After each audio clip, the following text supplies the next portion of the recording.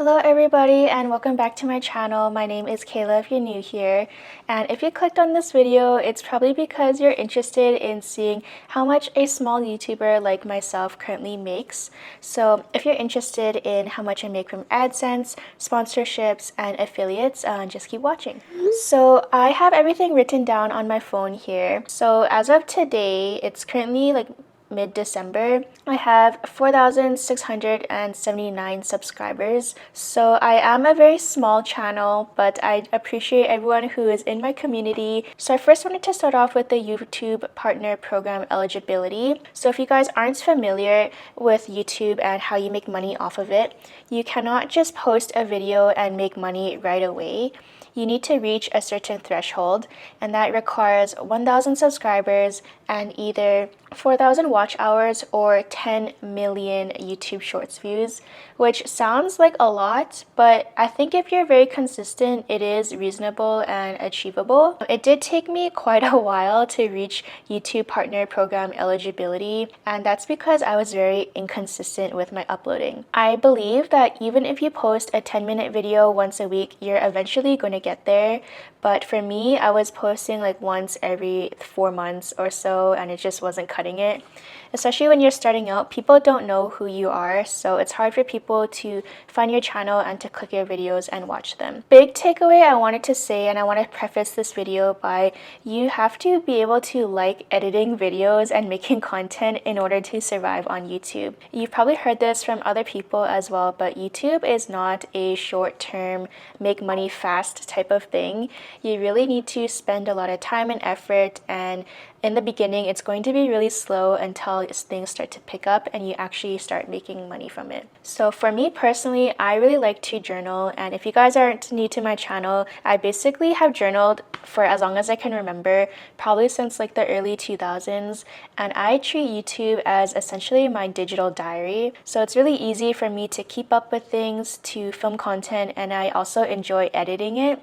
So for me, it's kind of like a memento, and I can look back on these memories and see everything that has happened. But if you are making YouTube videos and just grinding it out and like you hate every second of it, it's really probably not for you, if I'm being honest. So I wrote down here that there are two key main metrics that I want to mention, and if you guys have done your YouTube research, you probably already know about them, but they are CPM and RPM. So CPM stands for cost per mil, and it's an advertiser-centric metric that calculates the cost an advertiser pays for every 1,000 ad impressions. So essentially, CPM is how much an advertiser is willing to pay for being on your video. RPM, or revenue per mil, is a publisher-centric metric that estimates the revenue generated per 1,000 ad impressions. So essentially, RPM is how much money I actually make. I also want to let you guys know that the number of subscribers does not correlate really with the amount of money that you make on YouTube. All the money that you make is per views and for watch hour.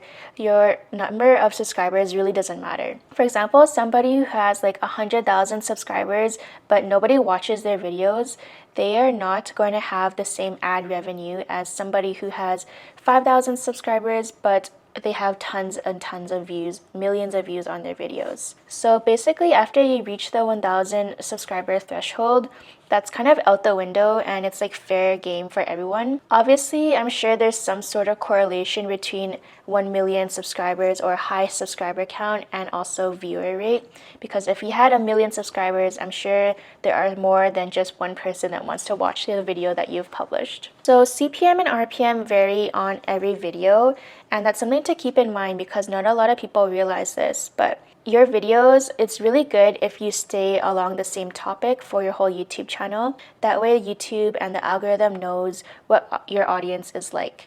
So for example, for me, I am a small business channel primarily, and I also do soy candles or candles. So a lot of my business related things are on my channel. you won't really see me posting stuff about like, I don't know, baking or tech stuff or finance stuff. Everything that I post is relatively along the same topic. And so that's called a niche, and I think niche is very important when you're starting out on YouTube and you don't have an audience, because it helps YouTube find your group of people. I think as you grow into a bigger channel, say you had 100,000 subscribers, people at that point are more invested in you and what you have to offer, not really business related points if it were me, for example. And so I think as your channel gets bigger, you have more opportunity to post whatever you want. And you'll probably see this with a lot of like big celebrity YouTubers as well. At that point, they already have a following and an audience that it doesn't really matter what content they'll turn out, people are still gonna watch it. Let's get to the juicy things, which are numbers. So I first got approved for the YouTube Partner Program back in August, and this took me so long to reach because every 365 days, your watch hours expire. And at this point, I was already past the 1,000 subscriber threshold, but it was the 4,000 watch hours that was just holding me back. I think at that point, every single day, my watch hours were decreasing because the hours were expiring as I wasn't posting consistently. I think if I had just stick to one video a week or even one video every 2 weeks, I would have been monetized a lot faster. But because I had so many breaks in between, I want to say it took me like a year or 2 years to get monetized. But now it's all good. I feel like I finally found a rhythm and I finally found something that I have a process for, so things are a lot easier. My first month on YouTube, let me just pull up my YouTube Studio app. My first month on YouTube was in August, and I believe I got monetized like on like the 28th of August or something. Like it was towards the end of the month. So I made $23.34 for the month of August. For the month of September, this was my first full month, I made approximately $300. So you can see that there's a big jump from there. And as the months go forward between October, November, and now December, the ad revenue has been increasing. And I think that has to correlate just with my channel growing and more people watching my videos. As I mentioned earlier, every video has a different RPM number, and this number will also vary depending on your niche that I mentioned earlier. So typically channels, like based on my research, gaming channels have a very low RPM, but channels that focus on like tech or finance or I guess even small business related, they have a high RPM rate. So this month, it's currently December 19th today. To give an estimate, I am going to be making over $1,000 this month just from YouTube ad revenue. And so you can see that's a huge jump, and a lot of people were saying that it's very hard to reach the $100 threshold to get paid out every month. So I'm very happy and thankful that I am able to reach that. So essentially, to get paid from YouTube ad revenue, you post a video on your channel and YouTube will place ads within your video. As I'm sure you guys already know when you're watching YouTube, people who own those videos and upload them will get a cut of that revenue. So moving on to the second form of income, I wanted to talk to you guys about sponsors. And I know sponsors and money talk is a little bit taboo, but oh well, I have nothing to hide. So I wrote down that email inquiries are pretty often. I rarely get DMs on Instagram. It's always on email and it's always for my YouTube channel. I don't know why that is. So there's two main forms that sponsors would usually approach me with. And the first one is gifted, and the second one is a paid collaboration. So gifted essentially means the company is going to send me a product or service and they want me to talk about it in a video. And then a paid collaboration is essentially they will send me the product or service and then they will also pay me to talk about it at the same time. So it's like a 2-in-1. There are different types of video integrations that companies ask for, and also it depends on the size of the company, but some of them are pretty strict in my opinion.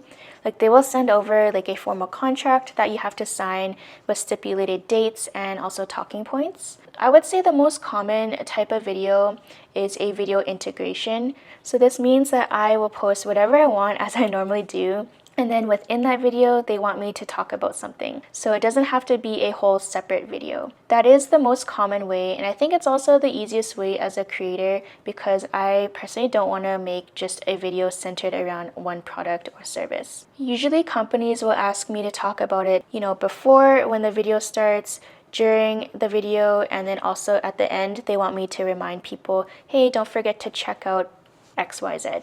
And a lot of companies also require me to put a specific link in the description bar, and that's how they usually track the success of their campaign. All creators pretty much get a specialized code in their description bar that you guys could click. And if you guys click on it and you end up using the product or service or signing up or whatever, basically the company will see like, oh, Kayla was the one who brought that customer over to our company.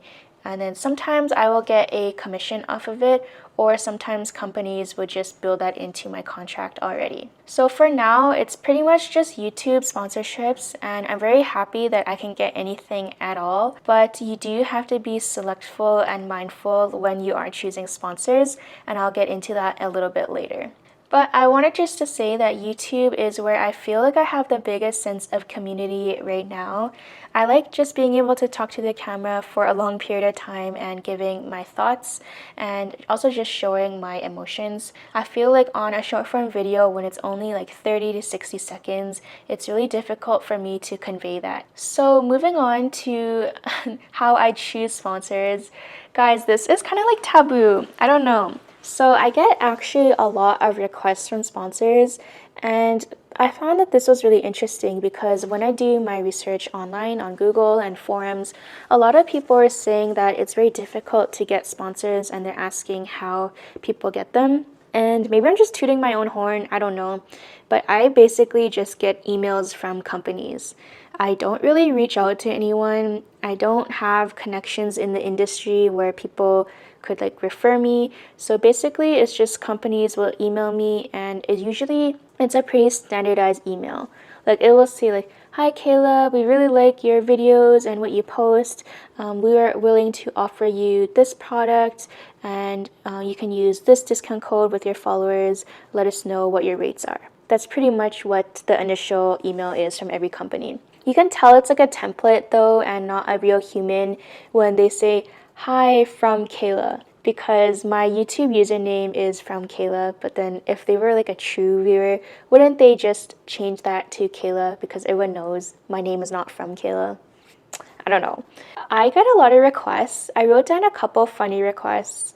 Well, not funny, but just ones that don't really match. One request I got from a company is a custom neon sign. And I guess maybe I could put this like in my studio room or something, but I don't really have a use for it or a need for it or a desire. Like I've never really wanted a neon sign in my room. I've had a lot of packaging requests from companies, maybe because they see my candles and they think I need packaging for shipping stuff out, which I do.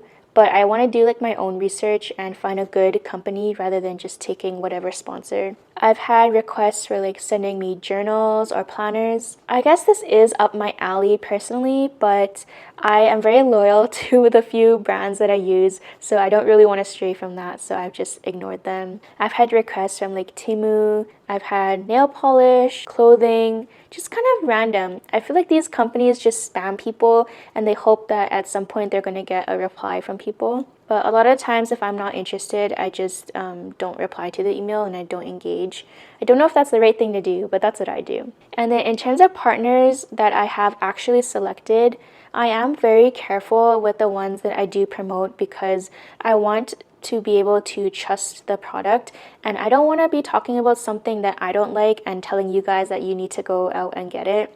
So whatever I talk about in my videos is something that I actually truly like and I truly use. And I also use the products before I even talk about it and post about it, just so that I am more familiar. And past sponsors that I actually really love, the first one I wrote down was Ana Luisa. And Ana Luisa is a jewelry company, if you guys aren't familiar. They usually send me jewelry pieces and then they just want me to talk about it, and they give me a special link that you guys could click and then you can get 30% off. So I personally don't get paid for any of those sponsorships. Those are gifted forms. but Ana Luisa is a company that I had already purchased stuff from before they even reached out to me. So the fact that they were willing to work with me made me really happy. Like, I'm wearing their earrings right now, and ever since I put these on, I haven't even taken them off. So that just proves that I truly love their products. I've also worked with Dr. G, which is a Korean skincare company, and I use their sunscreen literally every day. So the fact that they wanted to work with me was also really exciting. I've worked with Kittle, which is a template company, and I use them for my small business. And I think it's really good and helpful if you guys are small business owners as well and just starting out, because a lot of the templates are super easy to use and beginner friendly. And I mentioned this in a previous video, but I don't have a design background, so the fact that Kittle has like a couple designs that I can just tweak and use on my website, it's like really nice for me. And it's all free to use as well. I've also been sponsored by Lukin, which is a Korean clothing company, and I have also shopped at Lukin for a while. So they emailed me and asked if I wanted to pick out some pieces from their store and just talk about it. And so I think, yeah, this sweater that I'm wearing right now is from Lukin. So I really love their products, and I think that you guys will as well.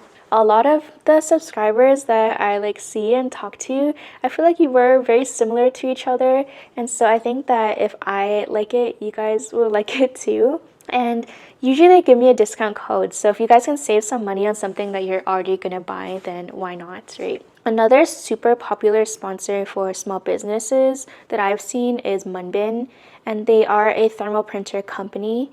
So they are another form of gifted sponsorships where they will send me their thermal printer and they just want me to talk about it for about like 60 seconds or so. And I use my thermal printer pretty much every single day. The first edition that I had was the white and black one, and I actually bought that with my own money.